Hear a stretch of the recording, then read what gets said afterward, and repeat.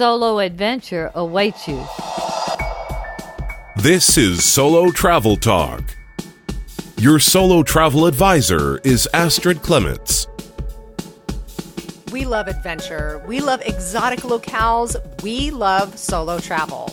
But there is a practical consideration. Travel costs money, and a budget can help solo travelers get the most out of their finances on any excursion. I'm producer Catherine O'Brien, and on this episode of Solo Travel Talk, Astrid is going to do her level best to turn us all into master travel budgeters. Astrid, is having a budget a necessary evil? Catherine, just the word budget conjures up negativity. But really, when it comes to solo travel, I believe budgets are a must-do to protect yourself really from overspending or embarking on a trip that you really can't afford. You know, most trips start with a dream. You think, oh, I want to see the pyramids in Egypt. I want to understand the ancient Egyptian culture, etc. But really, before you can start to seriously plan, you need to figure out, can I afford this? The budgeting process is the first roadmap to kind of give you an idea realistically what something will cost. So you can call it evil or, nobody likes to do it, but really to have a budget is part of being a smart solo traveler. And when you travel solo, you have to think the buck really does stop with you. And that's the way I view it. You know, I have nobody else to pay for anything but me. So I want to make sure that I have enough money in case there's an emergency or there's something I really want to buy, or just to not come home with big credit card debt. So yes, budgeting is a very wise practice for the solo traveler. Now, listeners may know, and certainly they will know after this show, that affordable luxury is really your niche. So how do you define affordable luxury? Well, it's really an oxymoron, the two words, the phrase, but I categorize it basically as exclusivity that is accessible. So, in solo travel, it means staying in distinctive boutique 4-star hotels or 5-star hotels. Maybe not the most expensive, but really nice hotels. Eating great food, whether it's farm to table or ethnic food or a Michelin star restaurant, being able to sample the different types of quality food when you're traveling. It means you can do unique travel experiences, not just your typical sightseeing experiences. I'm getting ready to go to Paris in the fall. Two other ladies, solo travelers, and I are going, and we're going to focus on fashion. And some of the things we want to do, and one of the reasons why we decided to go is there is a beautiful Dior exhibition now in Paris, 70 years of Dior fashion. And I have read several articles about it and seen photographs, and it is beautiful. Anybody who loves clothes and loves to, be fashionable, of course, Paris and New York is the nexus of it. Los Angeles is pretty good too, but Paris, whew. So we've decided to do that. We're going to go on a Coco Chanel walking tour. We're going to, of course, see the Dior exhibit. We're going to go to the brand new Yves Saint Laurent Museum and the Louis Vuitton Museum. We want to get a makeover. We are all over a certain age. Yes. And we want to, there's a style called Bobo, which is Bohemian Bourgeoisie or Bourgeoisie Bohemian. And it's kind of a high-low look, casual as well as throwing in maybe some expensive pieces. But the Parisians do it the best. And they actually have stylists that you can engage. So we want to do one day of a makeover with a stylist, hair, makeup, everything. So, the whole trip is kind of focused on experiencing fashion and, of course, food too. We're going to do a Michelin food tour. That's one of the things. But to come back refreshed and kind of, hopefully getting our mojo really clicking again. So, but you have to have money to do this. So, I've prepared basically a budget, and I'm going to go into that later on in the show. But, affordable luxury to do different things that are unique and something that you really would want to do or would be enriching, etc. It costs money. So you need to put the pen to the paper. Now, in terms of how I categorize this money-wise, affordable luxury travelers really are comfortable with spending anywhere between $500 and $1,000 a day. And that's for everything. That includes your flight, your transportation, your hotel cost, your shopping, sightseeing, entertainment, etc. So, this is where I focus in. I'm not backpacking or focusing so much on that, even though I do watch cost across the board. But it's definitely not, Learjets or real exclusive travel where you have butler service and that kind of thing. But it's a nice level of travel, and you can do it if you manage your money and you plan wisely, and it's great. And I've been doing it for a long time, and I guess that's one of the reasons why my website has evolved, and I've been sharing my ideas now for the last almost 2 years. But I really consider it, bottom line, is just a travel style. It's, luxury travel that is attainable, that gratifies your desire for self-indulgence. That's what I consider affordable luxury. Nice. That sounds really good. Well, and I like that you identified it as a style, because that makes it clear that this is just one style, and that really the principles you're going to be talking about, anybody can apply to their own personal situation and the style they're trying to achieve. Absolutely. The budget that I'm going to go on, the elements of the budget in planning for any trip, you can use for family travel, you can use for, low budget travel, any kind of travel, really. Yeah. So let's get right to it. Walk us through how you budget for a trip. Okay, well, I'm going to use my upcoming Paris trip as an example. I have my group of three, two other ladies. We're a group of three right now, but we might have some more because we've been talking about it. I know. But I shot out a figure when we first started talking. Let's try to make it happen for $6,500, $6,500, 9 days. Okay, so the $6,500 target number is roughly at $722 a day. So that's in my sweet spot between $500 and $1,000 a day. Okay, but since your flight to and from Louisiana is going to be 2 of the days, we're really only looking at, once we pay for our hotel and our flight, 7 days of daily cost. So how I always do is I start with my target maximum number. As I said, then I go and I really research hard for the flight and the hotel cost. And you need to bundle these because you really do save money. Expedia is a great platform. Typically, you can save at least $600 when you bundle something. Yes, it makes a big difference.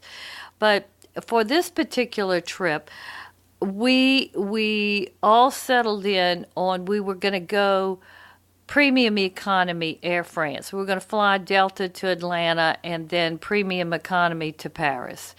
I usually fly business class, but at this time of year in November, around Thanksgiving, the flights had already really gotten up pretty high. But premium economy was still in the right zone. And Air France, oh my gosh, I love Air France. But Air France premium economy, I've watched a lot of YouTube videos. I've been in the aircraft. flying business class, and I've seen the section. I mean, you get wine. It's a nice flight, and it's not that far. So we decided we would do premium economy, and we settled in on the Hotel Regina, which is a beautiful 5-star hotel in Paris, very well located to most of the things that we want to do, and that came to be $3,850 for the flight and the 8 nights at the Hotel Regina. So what I do is I plug in at the bottom of the budget sheet $6,500, and I start basically putting in the different costs. The flight cost and the hotel $3,850. That leaves me $2,650 to allocate for my 7 days. So that comes to $378.50 a day that I can spend. So then, like I said, I get out my trip budget sheet, and I have a what I call the Astrid Solo Travel Advisor Trip Budget Guide. If you go to my website and just in the search button or search place, put budgeting, I have a whole blog on trip budgeting, and you'll see the basic budget that I have. You'll also see a daily expense sheet that you can bring. So you can download it and make a copy of it and use it basically as your template. And I'll make sure to put the link in the show notes, so when you're looking at this episode, you can just click right there. Yeah.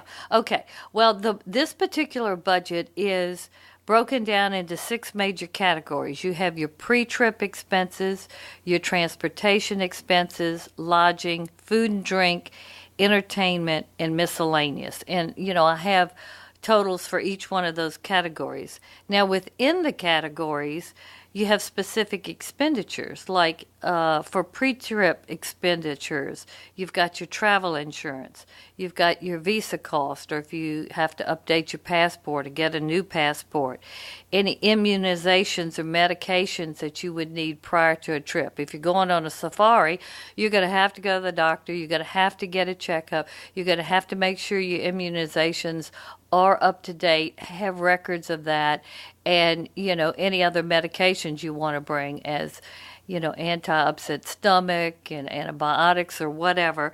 And then also you might want to buy some clothes or specific gear. So you have a whole section of pre-trip expenditures.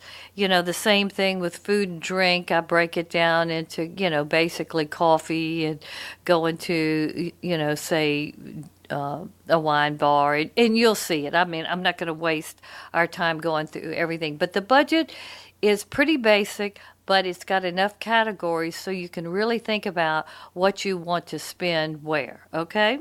So I begin to fill in all these blanks, and this can tell you basically whether you should go or not. Is this going to be more than $6,500? Or can I make it happen? Or if I want to go and it's going to be more, how am I going to save? Because that's another good thing. If you know that you're going to want to spend $4,000 shopping, you want to blow it out or do something bizarre, you might want to start saving $500-$700 a month towards being able to shop till you drop, or getting that great Louis Vuitton purse or whatever you want, that you think is distinctive. Say, we're going to Paris. So that helps you a lot, really start to focus. So to date, my Paris budget is looking like this. $250 for travel insurance, $3,850 for airfare and hotel. And what I do in the budget, because I have a separate line for airfare and a separate line for hotel, I'll just split that in half. Oh, I see. I want, so I'll have something in each one of those blanks. Then the transportation to and from the hotel, because there are 3 of us, we're going to split it 3 ways, so I just put $75 in there.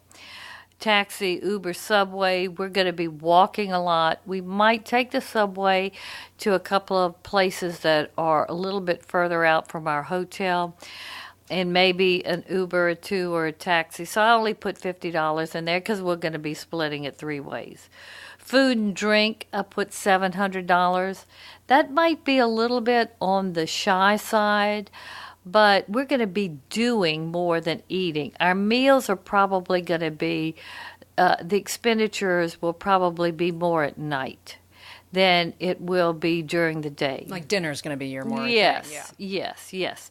And then tours, sightseeing, and museums, I have $500, which might be a little bit slack on that too. But that basically came up to a total of $5,425 a day. That has left me with $1,075, or basically $1,100 left over for shopping, miscellaneous indulgences. So I have some wiggle room in there with the food and drink and the tours, etc. I particularly don't need to do that much shopping in Paris because I have a lot of the things, but I'll probably buy 1 or 2 things just because I love to shop. Well, and then fashion is the focus of this trip, right? Yeah. So. But this figure, basically $1,100, comes up to roughly $150 a day that you can blow. So that's your wiggle room. And that's about 15% of your budget. And that's really anybody who does trip budgeting, that's really how much people usually spend on shopping or, kind of a miscellaneous indulgence is about 15%. So I'm right. I'm right in where it should be. So what I'll do is when I'm there, I will know that $375, $378, $380 a day is really all I should be spending. So if I overindulge, I'll have to pull back the next day or two to bring me back into balance. But that's just an easy way to keep focused. And what I do is every night, I'll just quickly, it takes me 5 minutes because I keep all my receipts together. I usually have a little envelope that I take out, and then I come back at night and bring it and put them all together with a paper clip and just write it down in my journal, add it up, and see where I stand. And I kind of try to keep it in my head actually during the day. But I do that. And the more you do that, I promise you, it works like magic. You'll just be much more in control of where your money's going. So that's kind of the concept of it. I start with a maximum figure. I look for the biggest expense, the hotel and the flight. I put that in, subtract that out, find out what I have left over. Then I divide that by the days that I'll really be, on the ground, and I'll know what I can spend per day. I know we were talking a little bit before the mics got hot about it's not just about finding a cheap fare and a good hotel. I mean, you're really kind of robbing yourself of the overall trip experience if you're not thinking about all these other expenses. Oh, no. Now, if I would have done this just by myself, I could have saved another $800,000 a day in a hotel. But because these 2 other ladies, I know them very well, they're very sophisticated, and we just wanted to make this a really great girls' trip. So we didn't want to skimp on the hotel. We didn't go the Ritz or La Maurice. I'm sorry, suddenly the Ritz is skimping. No, we didn't go that expensive, but we went 5-star, and this is a beautiful hotel. Yeah, sure. What tips do you have, your famous Astrid tips, what tips do you have for listeners to stay on budget when they're traveling? Okay. First and foremost, prepare a paper budget every time. I mean, if you're tech savvy and you have it in your computer, your iPhone, there are apps and everything. I'm not there yet. I like to have my pencil and paper so I can erase and change. But the more you think about it and the more detail you put in the budget, the better. And really, the more you do it, the better you're going to be at not wasting money. And like I said, there's something magical about putting things pen to paper, whether it's goals, personal goals, or to-do list, or whatever. There's something about it that you end up doing it or getting very close to it. I know when I went around the world, I went around the world solo for 5 weeks. I set a budget of $32,000. Now, I flew business class everywhere except in the United States. I flew JetBlue and Southwest, but I went to 7 different destinations. I stayed in 5-star hotels everywhere I went. Now, I picked my cities strategically. I went to strategic cities that really are very affordable, and I had a lot to do, so that helped keep my budget or the cost down rather than going to, New York and Paris and that. I chose Lisbon, Marrakesh, Hanoi, Bangkok, but there were all great destinations. But magic, I came in at $32,000, I think it was $620. I went $600 over, wow. But I had a little mishap, and I won't go into it on this show because I want to do a whole show about when things go haywire. But because I had that budget, when I had to make an adjustment, I knew exactly how much I had to eat, as well as how I needed to tighten up, and it worked like magic. It's really great. So that's the first thing. The second thing is set a total target amount you're willing to spend.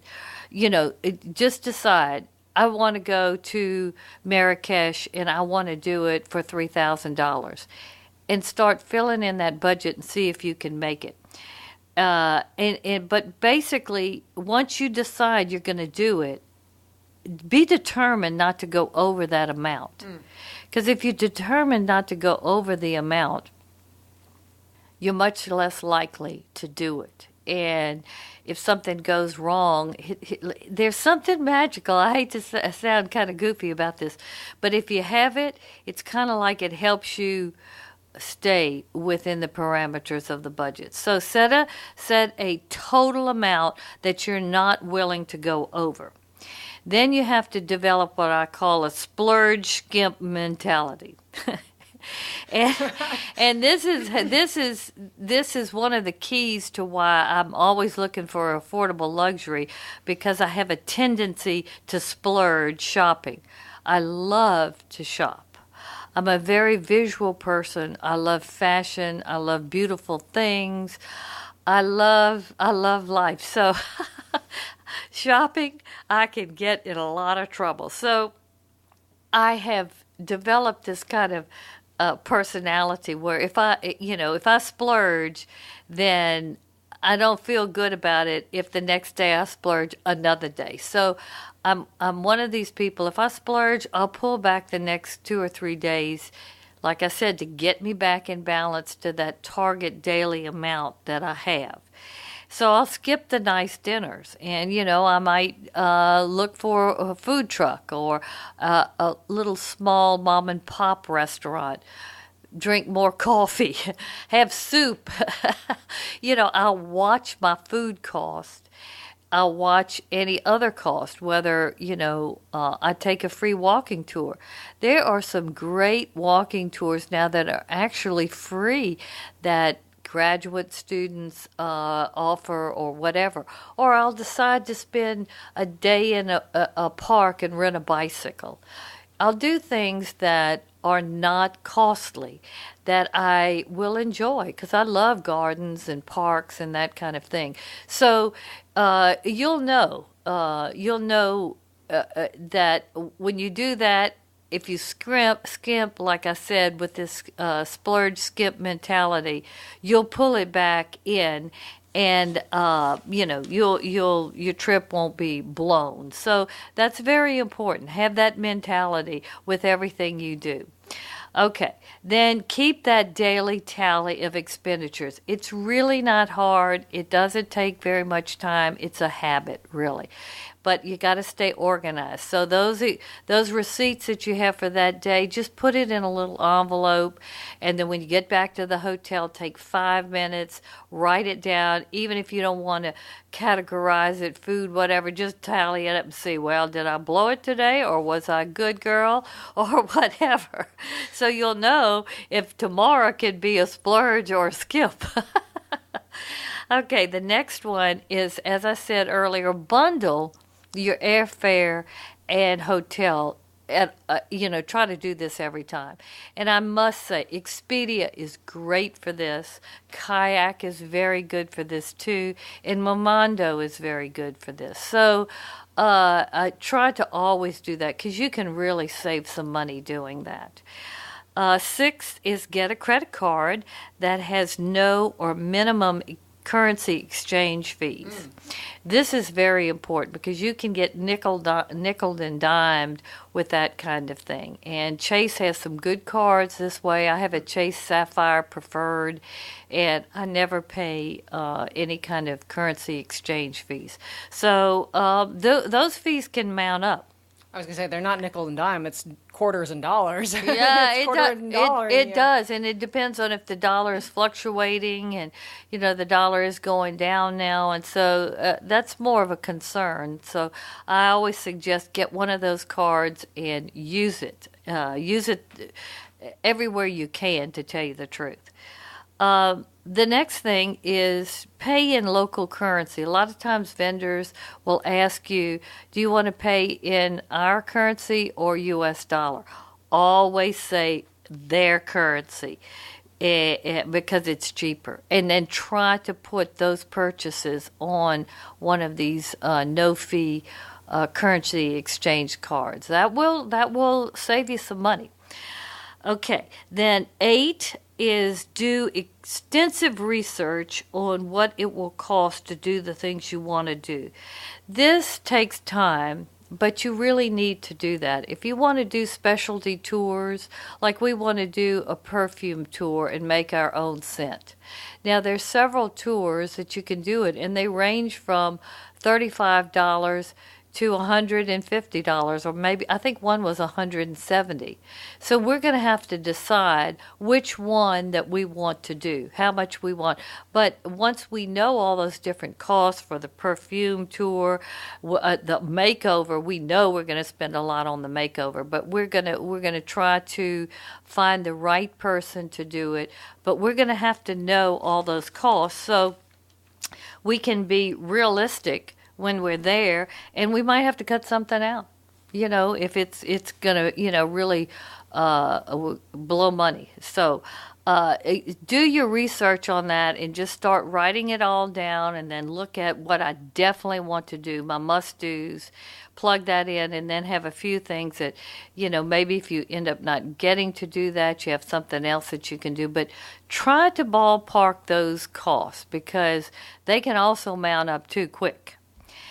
And then next, be flexible. This is like, with the splurge, a skip mentality. But, if you want to go somewhere and it looks like it's going to be too expensive, look at going there at another time during the off season, or maybe even the low season. I know when I've gone to Russia, I've been there a couple of times in the low season in the winter, and the cost of everything is dramatically cheaper in the winter than in the summer. A hotel room, 5-star, fabulous hotel, costs you $125 in the winter. In the summer, it's a minimum of $380, right at $400. So that's $85 versus $875 versus $2,660 basically for a week trip there, 7 days. Now that can make or break a trip. I mean, that's you're saving basically, if you go in the winter, almost $1,800 on the hotel. So be flexible in your dates if you can. then your food costs can mount up easy, especially if you're a foodie and you really want to go to fine restaurants. The cost of the wine and all the different things, in the different courses, that can mount up. So you need to be kind of willing to try different things. I mean, even some food truck food I have eaten around the world has been fantastic. Now, I'm very careful with it. I'm not a big street food eater, but if I look at the crowd and there are a lot of people that, I think, oh, well, they know what they're doing. There's a lot of people that are eating here. That's usually the sign. If a lot of people are eating at a street vendor or a food truck, you know something good is going on there. So that can kind of, give you a little bit of a comfort.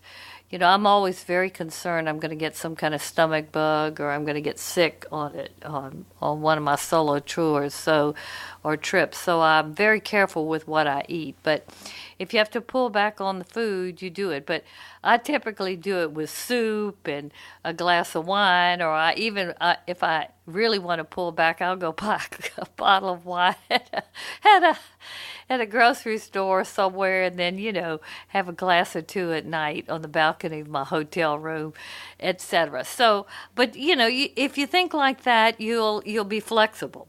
Also, try to get your breakfast included in the hotel. Lots of them have that, and if you eat a big breakfast, you really don't need a big lunch. You can skip on the lunch, so that's a good thing. Then also, again, set that target amount for miscellaneous shopping or whatever. So if your total budget is, say, $10,000 for a trip, no more than $1,500, 15% for the shopping miscellaneous. So, and then figure out what that could be every day so you'll know exactly did I go over today, or, hopefully you didn't spend anything one day and then you have double the next day. Go for it. But try to stick to this, because let me tell you, that's where you can really get yourself in trouble. Then 10, don't skip on the important items. Do not. I mean, quality 4-star or 5-star hotels, I think, are very important for the solo traveler. First and foremost, for safety reasons. There are a lot of, safety systems and procedures that these types of hotels have, and you want that. And you want to be located in a good location. Typically, if you're in a good location, obviously it's usually more safe, and then it's more walkable to the things that you want to go to. And just being able to walk can save you money on transportation costs. Also, they have usually great concierges that can help you discern whether you should do that or this, or tell you if this is too expensive or this is not quality or whatever. So do not skimp on your hotel. I really think that this is important, especially if you're going affordable luxury and you want it to be an exclusive experience. It's part of the trip. Then don't really, travel insurance now is, to me, a must. If you're traveling outside of the United States, a lot of people do it in the U.S. even now. I haven't gotten that I haven't gotten there yet, but every time I leave the United States, I do, because first of all, it's very reasonable in cost, and it's easy to miss a flight connection now. The airlines and how they operate, you never know, especially in different countries. And you have to go with the flow. If something happens, you just cannot worry about it. But if you have travel insurance, you can make the claim and get reimbursed. So you're not out all this money. Then if you have a health incident, or say you have a bad accident, you're in a traffic accident or something, if you have this insurance, especially if you have the best policies and you really get hurt, they'll air vac you back to the United States, in a small jet and get you home and get you stabilized or, to where you feel comfortable. So travel insurance now, and some of them even have for political unrest, they'll fly you out. Yeah, it's getting that good. So do not skimp on these important items. And on your transportation costs too. If you're going to a place that you've never been to and you have any kind of reservation about safety, have transportation from the hotel already arranged when you land to get you to the hotel. That way you know that you're going to be transported, the hotel has arranged it for you. They're basically responsible for getting you there safe. And it's wonderful because you've got somebody waiting at the airport to help you with your bags, and you're not worried about, do I get in this cab or, take this bus into the city or the subway, the mass transit. When you're first getting to a completely unknown place, it takes a while to get over it and be real comfortable. So I always suggest don't skimp on that, unless you're familiar with the place and you know how to do it. Okay. Then 11 is book your hotel and flight at a minimum of 90 days before your trip. That is really the sweet spot, I think. Earlier the better, even before that, but after that, the prices creep up. And another thing, do not research whatever computer you're researching the trip on the various sites, Kayak, Momondo, Expedia, Hotels.com, Booking.com, whatever. They have so many cookies. Every time you go back in, those prices will go up.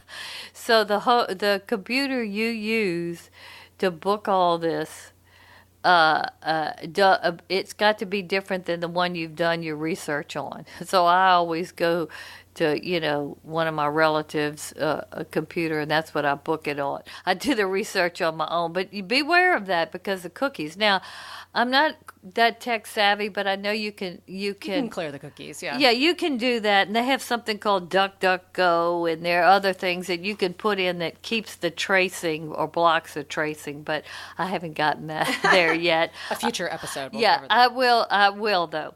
And then last is do a final tally when you get home. On my budget sheet, you have estimated cost, and then you have the actual cost, just like a real budget. And I always love to do this. I know this sounds weird, and I'm not really somebody who likes to budget, but I do. I've always liked algebra, so I kind of like solving for X and see if I stayed within my target, amount, etc. But do this when you get home to see how good you did, because the more you do it, the better you'll get at it. And what I always like to do is that on long flights home, I look at everything and I have my little budget and I'll start filling it in, and I'll know before I get home typically if I did go over and I just made the decision to do it, and how I'm going to handle this with my credit cards the next couple of months. But it's pretty good in terms of, really staying with your target. When you see the actual amount, I think that most often, if you keep up with this on a daily basis, you're going to be really pleased. But do that at the end, because it's all part of the exercise, and if you keep doing it, you're going to get better and better about it. So I'll end the show basically by stressing budgeting is a necessary evil for the solo traveler. It keeps your spending focused and disciplined. It helps alleviate credit card shock when you get home. And I really do think it will make you a more confident and proficient solo traveler. So, go to my website and look at my blog post. The website is astridtravel.com. But look at the blog post called The Solo Traveler's Guide to Trip Budgeting, and you will see those two sheets, the big budget per trip and then the daily expenses sheet. And also, I've got a lot of tips on that particular blog. So that's the show today. You're making us have wide open eyes as we go into our solo travel. Well, I hope this has been something that seems easy and simple, but very important to do for the solo traveler. So that was my goal, and I try to keep everything to where it's basic, it's logical, it's easy to do, and that I can actually do. Yeah. Well, I think that the reason people don't budget, it's kind of obvious, is like it just seems like it's going to cramp your fun or your style or whatever. But if you do it with more practice and you just go in with open eyes, those nasty surprises aren't going to happen. You're going to be able to be free to enjoy yourself more. Yeah, I mean, a lot of people don't like to balance their checkbook. They don't like to look at their monthly investment statements. Yeah. It just, a lot of people just don't like to deal with it until it's an emergency. Yeah. Well, somehow it's like if you don't look at it, somehow it's going to be different. But that's not true. No, it's usually going to be worse. Yes. Yeah. You know what? One thing that can help you out here. Packing properly can actually protect your budget. A packing list can help. You can get your own copy of Astrid's complimentary packing list. Just go to astridtravel.com, download the packing list. I mean, you're going to be there anyway getting the budgeting tools, so just go and get the packing list as well. You can subscribe to this podcast on Apple Podcasts, Stitcher, SoundCloud. You can find this podcast really any of the finer places that podcasts can be found, including TuneIn and iHeartRadio. We're just everywhere. Please give us a rating on any of those platforms. It helps the show and it helps other solo travelers find this valuable information. Thank you so much for listening. Happy budgeting, and we'll see you next week on Solo Travel Talk. Thank you for listening to Solo Travel Talk. Follow Astrid on Instagram, Facebook, and Twitter. To learn more about Astrid or Solo Travel Advisors, visit our website, astridtravel.com.